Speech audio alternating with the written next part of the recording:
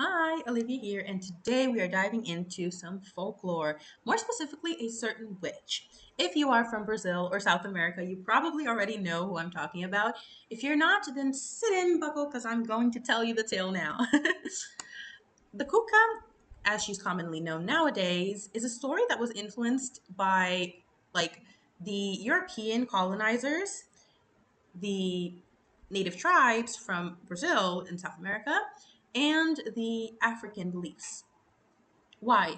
When Cuca started here in Brazil, when the story came, it wasn't Cuca, it was Coca or Coco. That was the term used to refer to this creature. She's basically described as a boogeyman. In the beginning, she was just a boogeyman, but an interesting thing about her is that in the original tales that came from Spain and from Portugal, she was described to be a dragon, and some of the versions of the myth even claim that she was the Saint George's dragon himself. However, most commonly, she was basically a boogeyman with the appearance of a dragon.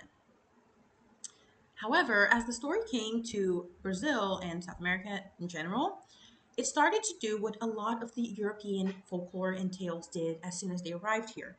It started to mix with the tribe's culture and the African culture from the, slaves at the time, and they mixed and created a new tale.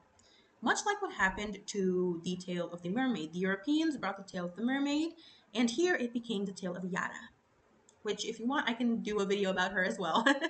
But basically, what happened was she went from being a dragon like being to resembling an old hag.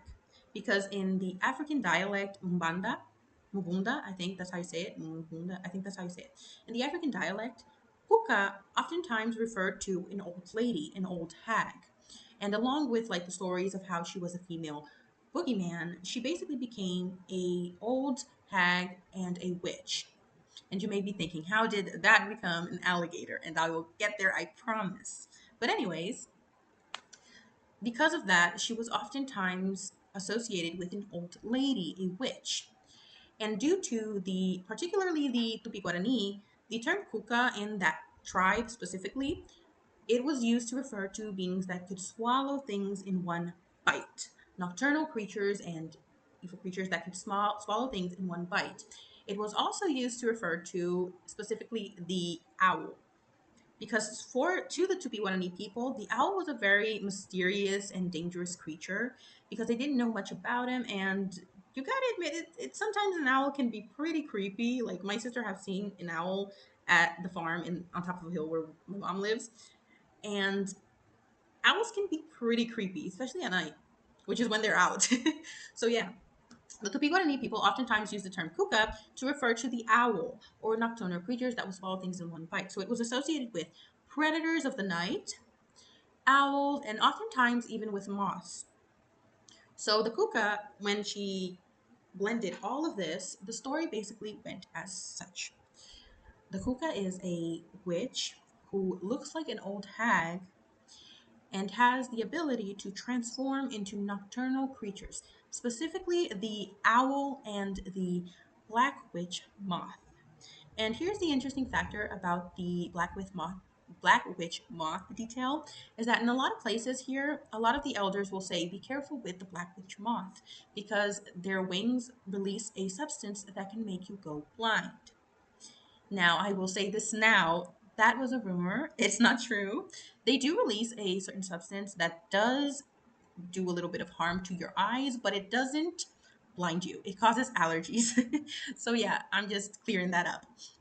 However, a lot of people believe that and spread it. So, a lot of children were terribly afraid of the black witch moth, particularly because it's a very big moth and it's nocturnal, like most moths.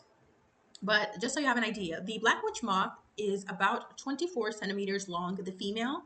The male is half its size, 12 centimeters long. But people are mostly afraid of the female because she's very, very big.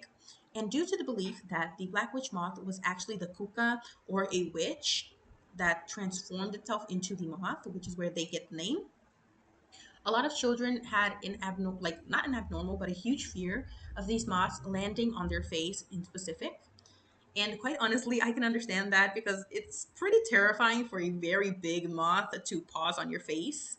But the reason why they were scared of this is because it was believed that the Cuca had the ability to take your eyesight from you. That when she transformed into a black witch moth, she would pause on children's eyes as they were sleeping, specifically children that had misbehaved or slept late. She would pause on their face and retrieve their eyesight. Oftentimes, she would also be the person to blame at times when the child would have a lot of nightmares. So, if a child was consistently having nightmares and bad dreams, oftentimes an elder, normally a grandma, or sometimes even the mom, would tell the child that, oh, be careful, it's the kuka. The kuka is giving you nightmares because you're misbehaving, which back in the day was very common for parents to like traumatize their kids into obedience, which is not something that is just in one country. I feel like every single country does this, like did this in the past, traumatize the children with very scary tales so that they would behave. But it's very interesting. But anyways, and what happened was these tales started to get bigger until a Brazilian author named Monteiro Lobato wrote a story of another folkloric creature of Brazil called o Saci. And in said book, he described the Cuca as a witch that looked like an alligator. And this was when people started to associate her because after his book became really, really famous and a lot of people knew the tales like of the Sítio do Capão Amarelo, which is basically his story, people decided to obviously transform it into media because that's what happens when a book becomes really famous. Normally, it becomes media. We have, for example, Harry Potter, Percy Jackson, although that one isn't, but it became so popular that the TV, started to produce series and shows and movies based off of the book. And when they decided to present the Cuca, they opted for a more literal sense of the description that Monteiro had given. So instead of an old hag that was so ugly she resembled a alligator or a crocodile, they made an actual anthropomorphic alligator. And here's a thing that I thought was an interesting detail. When she came to TV, she was often represented as an anthropomorphic alligator slash crocodile with blonde hair. And she was one of the fan favorites. Like, people really liked her, despite her being one of the villains of the story. Because if you don't know, the books of Monteiro Lobato basically revolved around three children. There was Pedrinho and Narizinho, which, if I'm not mistaken, if my memory does not fail me, were siblings, and Emilia. Emilia was a doll made of like not thread, but it was one of those old dolls. And she came to life, and the stories basically revolved around her causing trouble along with Narizinho and Pedrinho. And the Cuca was represented in the series as one of the main villains. So yeah. By the way, this has nothing to do with nothing, but I just find it so interesting that when I was a child, my brain, for some reason, thought that Emilia, the doll, looked an awful lot like Annabelle, like the real life one, not the movie one. And I looked at these two and I was like, these two look weirdly related. So my brain was like, they gotta be cousins or something because they look too much alike, But that was just a random thing that was in my brain. Which, curiosity, I did watch the series despite being in the USA because it was very, very popular. I did watch the series when I was in the USA. I watched the 2000s version because I'm not that old. I was born in 2001. So I watched the 2000s version with the doll Emilia being represented by the fabulous actress Isabelle Drummond. So yeah, that was the first work I saw of hers. So that's another little tidbit for you guys. But anyways, with the popularity of her appearances on the show, the idea that Cuca was an anthropomorphic alligator or crocodile like really popularized, and everybody just started to associate it with that. So what happened was, in the original folklore, she was not an anthropomorphic crocodile lady, like alligator lady. However, the show became so popular and it like sort of popped the bubble and it became so well known that children and adults alike kind of forgot that the Kuka was an old hag, and it just became common like belief that she was an anthropomorphic alligator slash crocodile woman.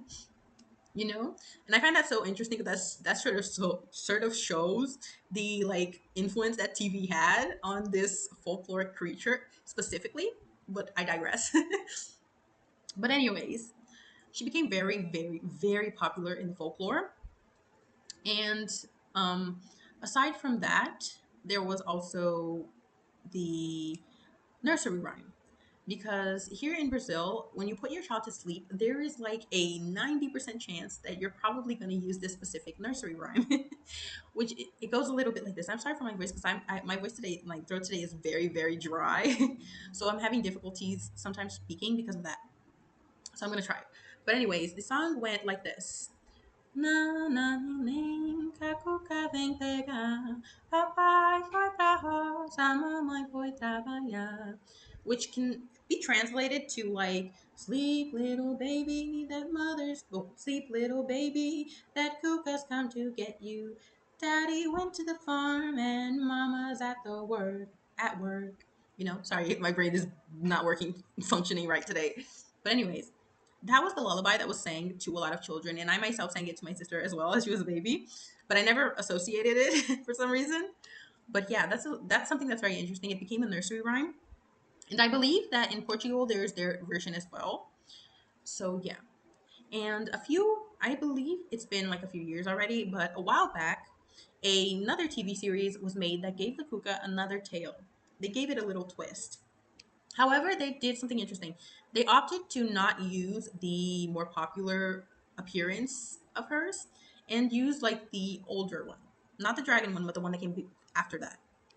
So in the show called A Cidade Invisível, the Kuka is represented as I think, considerably young woman. She's actually older, which, by the way, this also has nothing to do with anything. But this actress in particular, she has got to have like a youth fountain somewhere in her house, because this woman does not age. She, like, you can see that she's like a little bit older, but she has an adult ass kid, like a very older kid, and she looks really good for her age. I don't know what she takes, but it's working. But anyways, in the series or TV show, the Kuka is sort of like a mother figure. And the show also features a lot of other folkloric creatures, like Saci Perere, Yara, like I said before. So, yeah. But, anyways, in the show, they gave her a sort of origin story. And this is in the show. In the folklore, she doesn't have this story, okay? This is specifically for the show.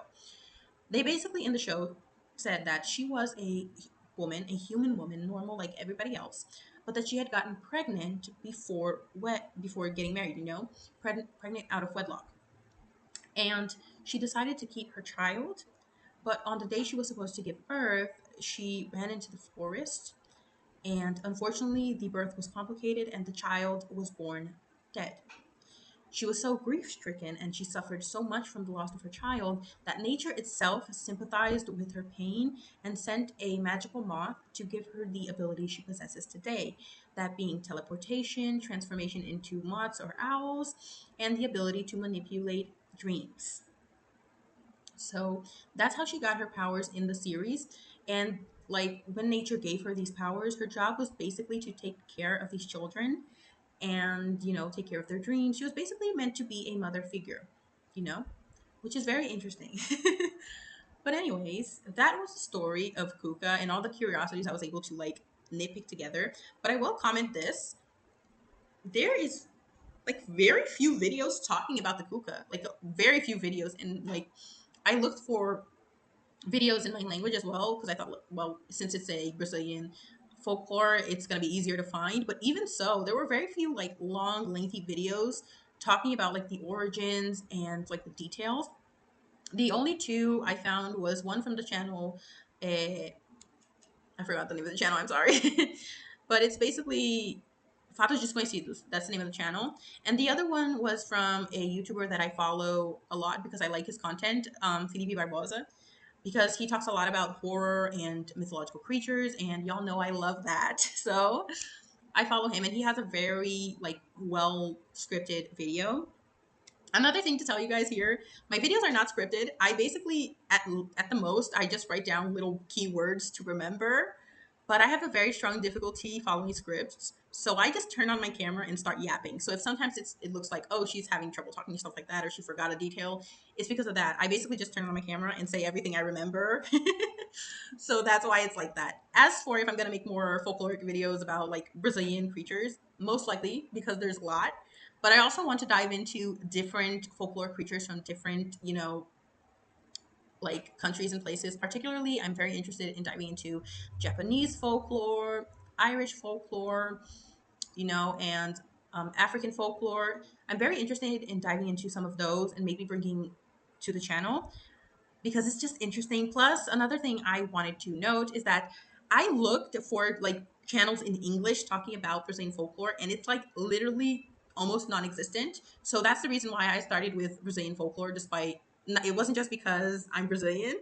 It's because I also want to bring the folklore and the stories to a bigger audience. I want to bring it to people that speak English, people in the UK, people in America, anybody that speaks English. I want to bring the folklore as well. And hopefully in the future, I'll get to know more stories and folklore and urban legends from the cultures that you guys are from as well, because that would be amazing. But, anyways, bye.